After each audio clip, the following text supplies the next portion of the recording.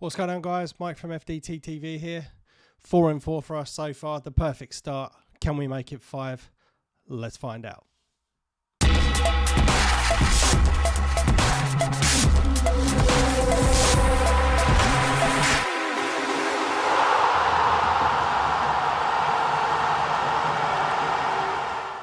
So as I said, welcome back, guys. This is the upcoming prediction for the game against Aston Villa on Wednesday. As I mentioned at the start, the streak continues. A scrappy 2-1 win over Fulham. It was great to see the effort put in by the boys, and we battled right to the end, obviously getting a winner late on into the game with about 5 minutes to spare it was. 3-3 for Martin Odegaard and Gabriel for the winner. Hopefully the run continues. Tomiyasu made his Premier League return as a substitute, and it was great to see him back on the pitch. However, we have had some injury news come out over the last couple of days, so we'll talk about that very shortly when we look at the predicted lineup. Looking ahead, as I said, the game against Aston Villa on Wednesday at home, looking at the head-to-head over the course of the competition, so in all competitions, 85 wins, 45 draws and 69 losses. And looking at the last 6, we have 3 wins and 3 losses.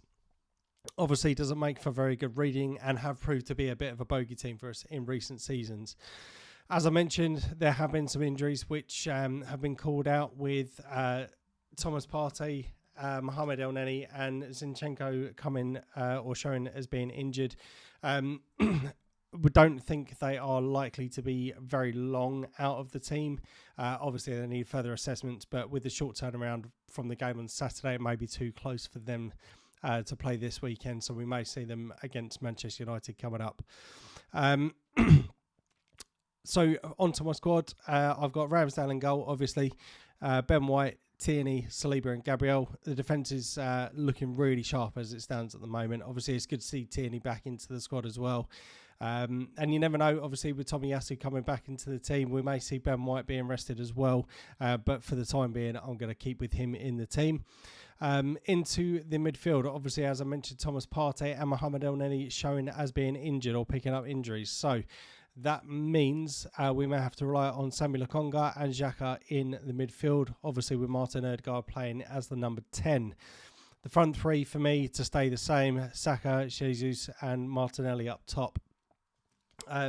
Obviously, the injuries are already mounting up, but we are starting to see some of that strength in depth.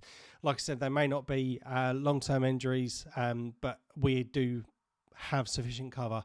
As I mentioned in the podcast, I still think we are a couple of signings away from being genuine title contenders. And you never know, obviously, with the likes of Marquinhos, they may be... and Fabio Vieira, they may be some options for us going into the season, but obviously we've still got a few days of the transfer window left to run, so we may see some other reinforcements, but then again we may have to run with what we've got. Just a quick shout out to Eddie Nketiah. In the last couple of games, he's brought a different dimension when he's come onto the pitch, and I think he was instrumental in us getting our 2 goals. Obviously, the way he puts himself about a bit, and it's great to see him getting minutes. Obviously, looking to the cup competitions, we can't keep running with Jesus because we'll just knacker him out. He'll pick up injuries. So that will be his chance to shine. But it is good to see he's getting the minutes in the Premier League as well. But like I said, Aston Villa have shown to be a bit of a bogey team for us in recent seasons. And the fact that they've already lost 3 on the spin, or 3 out of the 4 games this season already, it just shows that they are potentially going to be up for this one. I do think it'll be a difficult game. I made a prediction in the prediction, so obviously if you check out our other videos, you'll see myself and Ian do a weekly podcast. I did go with an overly confident 4-1 win on this one. Upon reflection, I'm inclined to try and change the prediction on here, possibly to a 2-1 or a 3-1. I do think we will concede first, and I think Aston Villa, they're going to have something to prove. Obviously, Steven Gerrard's men seem to be struggling a little bit, but Emi Martinez is coming back to the Emirates.